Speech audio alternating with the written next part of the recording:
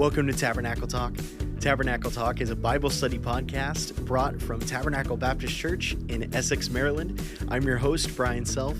We hope this podcast encourages you to know Christ, grow in His Word, and show His love to others. Let's dive right in. Hello and welcome back to Tabernacle Talk. I am excited for today's episode because I only have to do 4 verses this time. And today's verses are 1 Timothy chapter 3, verses 4 through 7. 1 Timothy 3, 4 through 7. And we've been talking in the letter from Paul to Timothy about the local church and what it looks like to worship, to pray, to evangelize, for those that are leaders within a church, what they should not be like, what they should be like. And so that's where we were last episode, is we walked through verses 1 through 3 and saw the list of characteristics for those that would be in the senior leadership of a local church. Scripture only talks about 2 types of church leaders, elders, sometimes called pastors, and deacons. And so the first of these, elders, or what is called a little bit less than elders, overseers, and least of all, pastors or shepherds.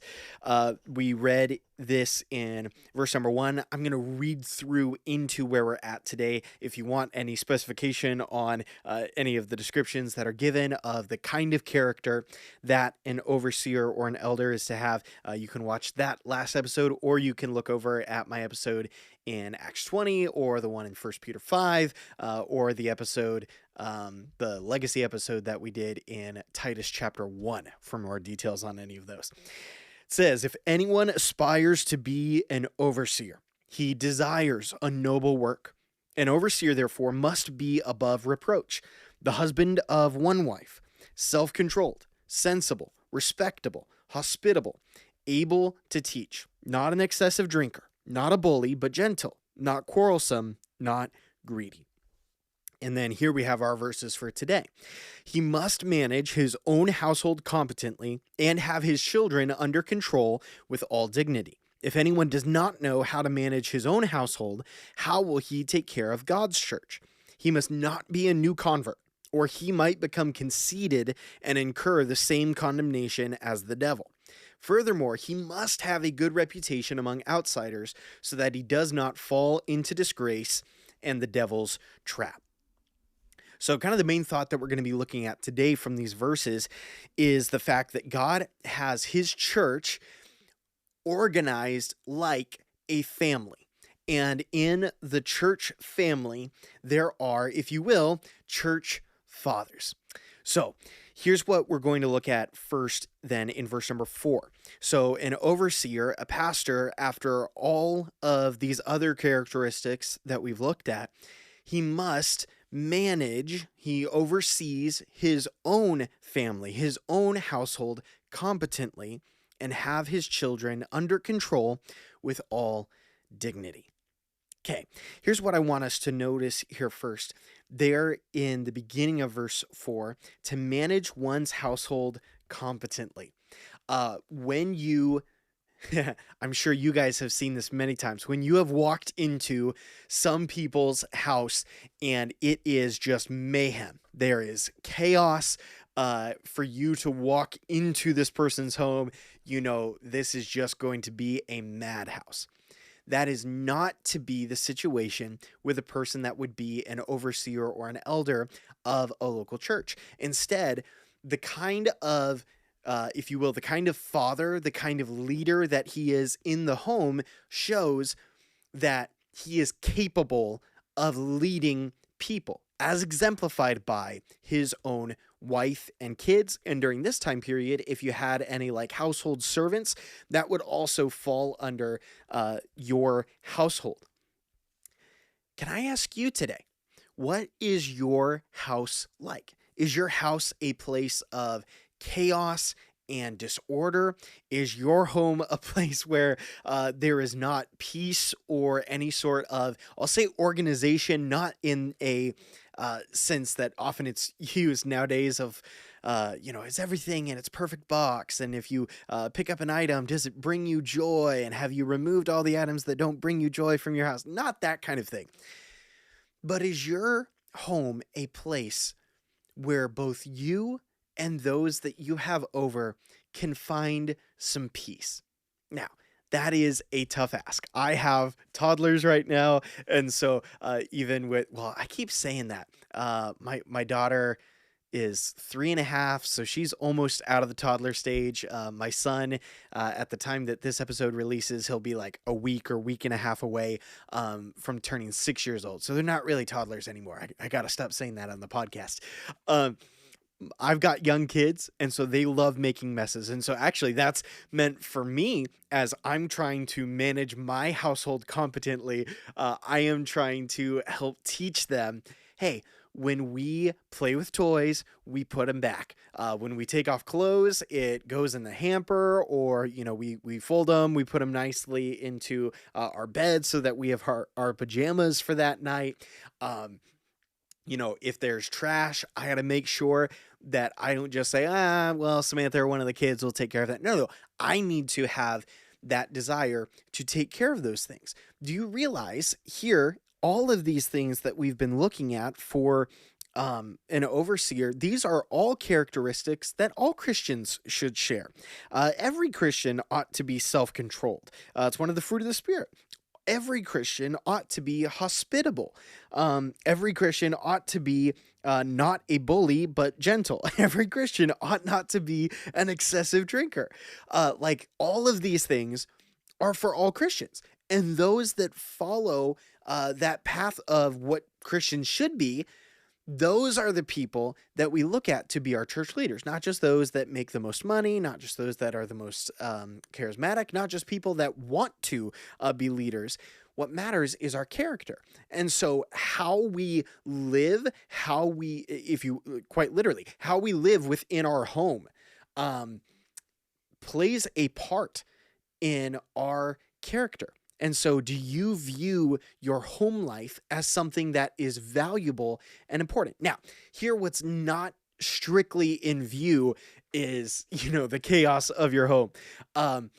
It specifically deals with the people within the home. And for elders, for overseers, what that means is that we need to be able to lead the 1 or 3 or 5 people that the Lord has already given us before we attempt to lead anyone else. That we would say, I, just like a elder would teach other people the word of God and would encourage them in their walks with the Lord and would give them scriptural advice. Are you doing that within your own home? If you will, every father, every husband is a pastor of a church. They're a shepherd. They're one that would seek to guide others within their home.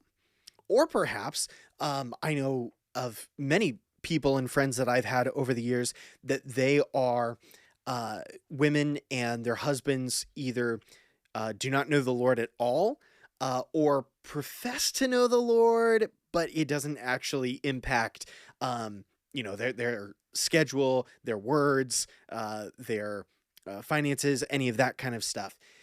And so I've seen women that have faithfully taken their kids to church when their husbands would not, and women that would consistently pray for and love their husbands in a way that guides that husband towards follow Jesus, just like I am exemplifying for you. If you will, it's setting the example within the home.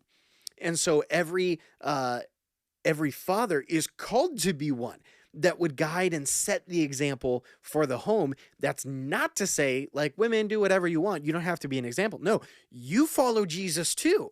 And especially if your husband isn't setting the example for what it looks like to follow Jesus, you set the example from the Word of God. You live out your Christian life and live it and help those around you, help your kids, help your grandkids, help your spouse to know what it looks like to follow Jesus, because they can just look at you.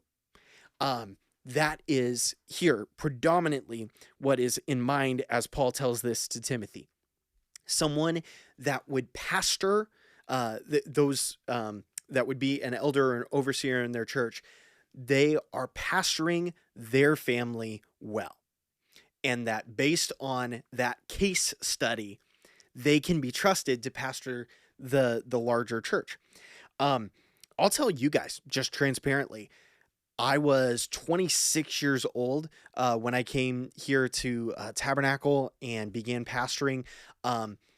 5 years before that, I had come to Moses Lake Baptist Church in Moses Lake, Washington, and was made a music and discipleship pastor there. I don't totally know if, as I look back over the course of my life, I don't know that I would have called Brian Self a pastor at that point. Like at 21, I think it was 21 years old when I came to Moses Lake. I don't know that I would have called Brian Self a pastor. Now, I might have said, here's our music director or something like that.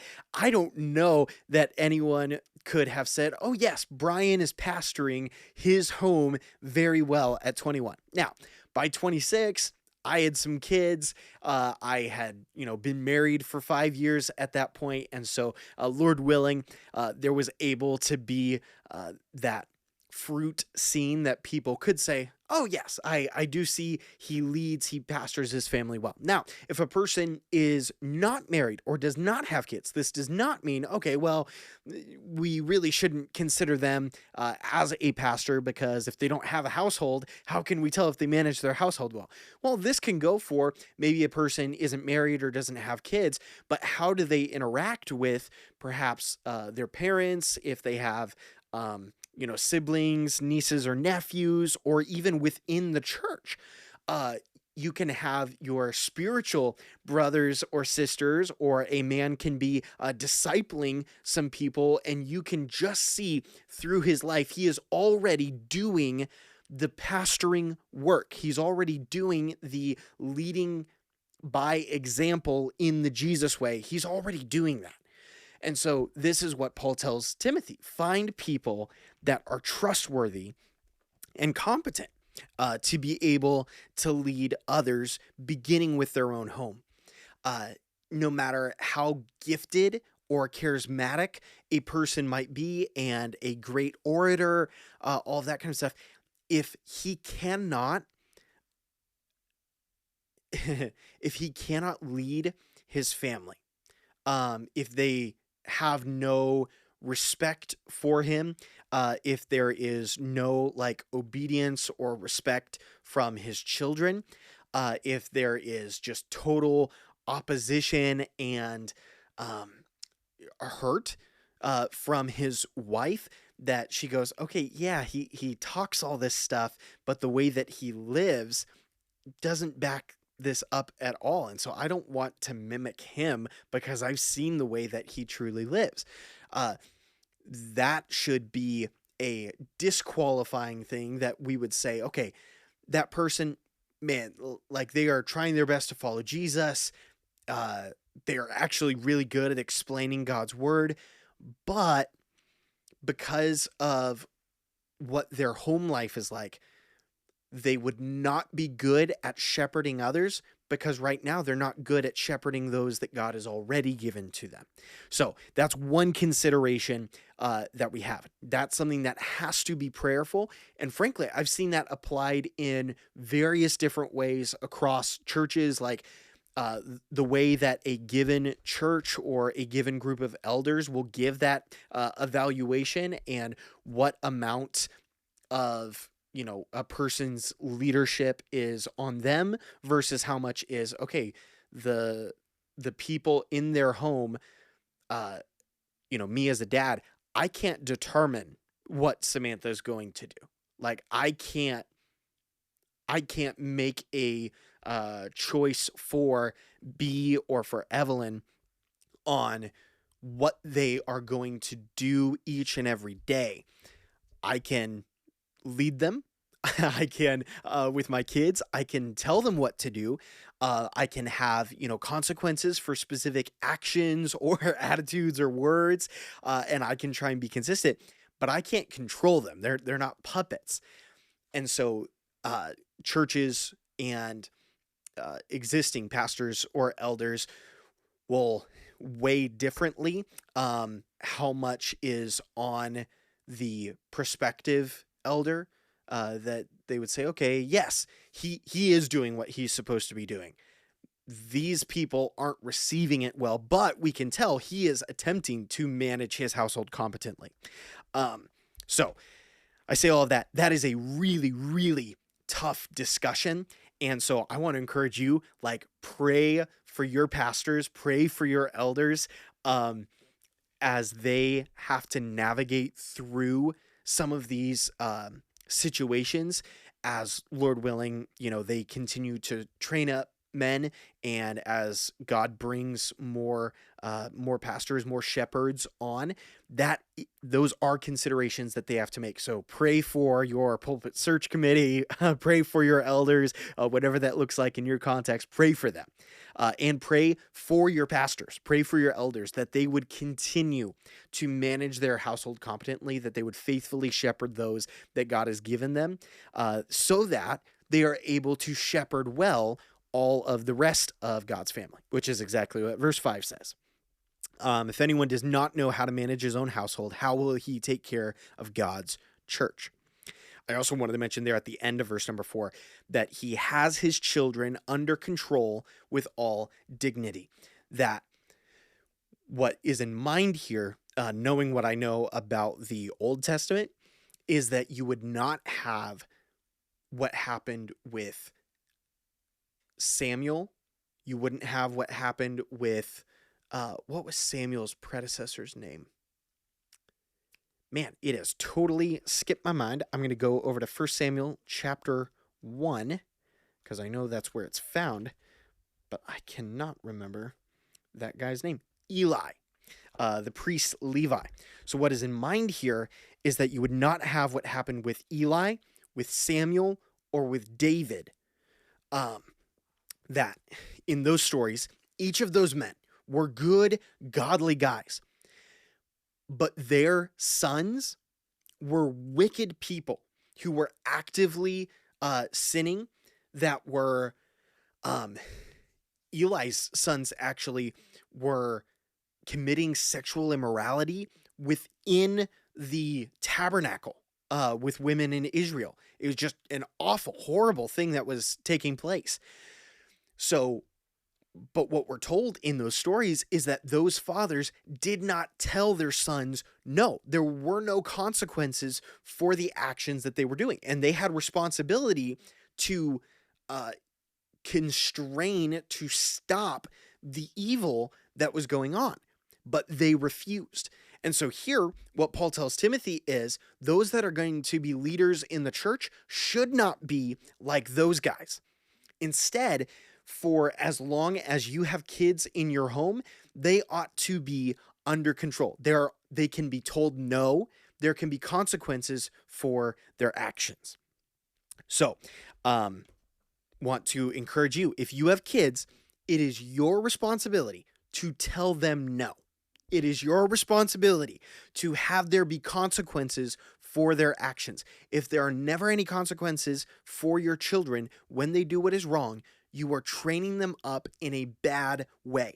They will continue to ignore God and all authorities as we abdicate our responsibility to show them what good authority is supposed to look like. So if you're a parent, take your job seriously. It's part of your character, how you raise your kids. Set boundaries for your children. When they break those boundaries, hold them accountable, have there be consequences, do it lovingly, do it with a care for their soul. Let them know that even when they fail, that it doesn't take away your love for them, but that it helps mold our character as we learn to submit, first and foremost to God, and then to the other authorities that God has in our lives. Okay, verse number 6. He must not be a new convert, or he might become conceited and incur the same condemnation as the devil. You can think of Satan's sin as pride and arrogance, where he says, I will be like the Most High. I will ascend to the mountain of the Lord. That was Satan's pride and his arrogance.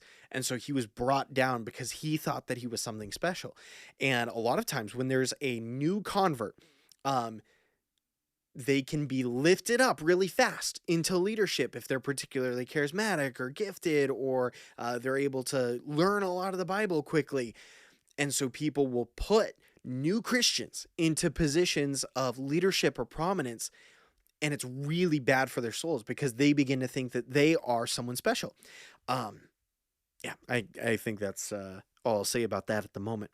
And then verse number 7, furthermore, he must have a good reputation among outsiders so that he does not fall into disgrace and the devil's trap.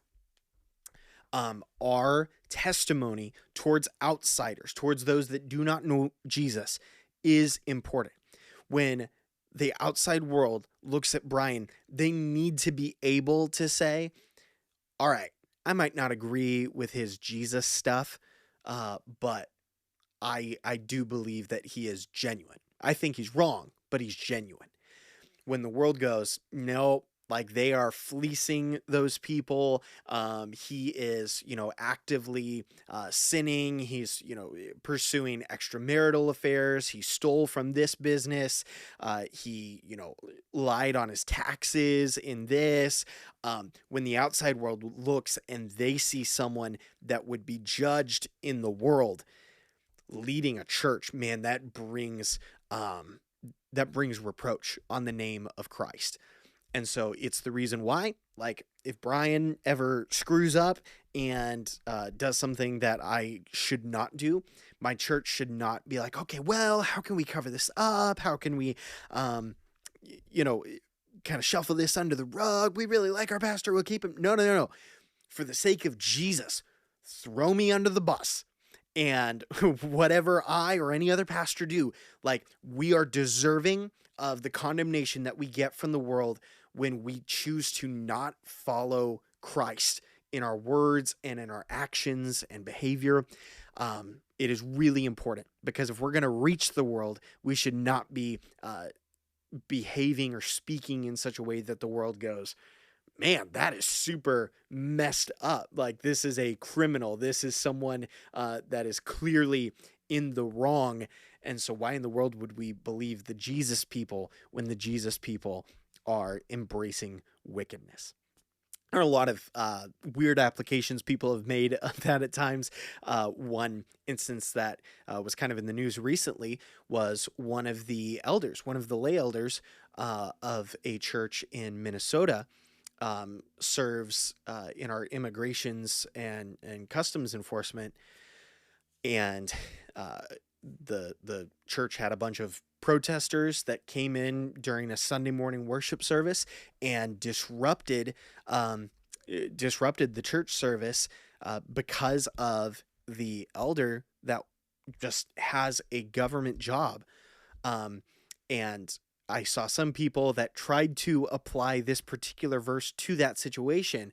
But the truth is, if we're going to have a government at all, then I would hope that there would be some faithful, godly men with good, godly characteristics like we've been reading about, and that those would be the best people in the world at immigrations and customs enforcement, because they would be led by the Spirit of God, that they would not have, if you will, if they're aligned with Jesus, they don't have racial animosity towards someone, that what they do with reserve, that they are gentle in the way that they are treating, that they have kindness in the way that they are interacting with those that are being deported or those that are being held, that they would care for the needs of people. And so that would be, to my mind, the best kinds of people that you would want in positions of government. So I wanted to mention that just because I've seen it in the cultural zeitgeist recently as pertaining to this particular verse. But the point of the verse is not, do people in the world like you? The question is, are they able to say, hey, here is this wrong, here's this wickedness, here's this evil that they are doing?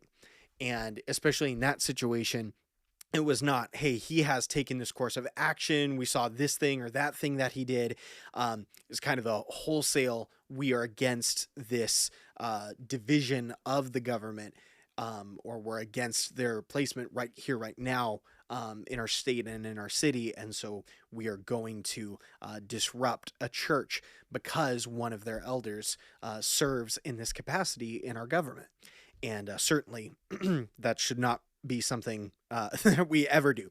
You can have a whole lot of disagreements with a variety of governmental things, but the answer would never be, hey, we're going to disrupt a church's worship. That should not be the right course of action, especially as Christians, as believers.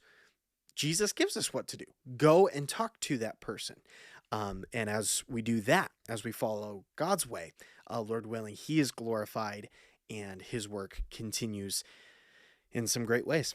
Well, next episode, we're looking at what are deacons like? And we're going to be looking in particular at verse number 11 on why some churches have only male deacons and why many churches have deaconesses. And we're going to see from those verses, all right, is this okay? Is this acquiescence to culture? Which one is it? So in case I haven't angered people enough already, I'll see you next episode.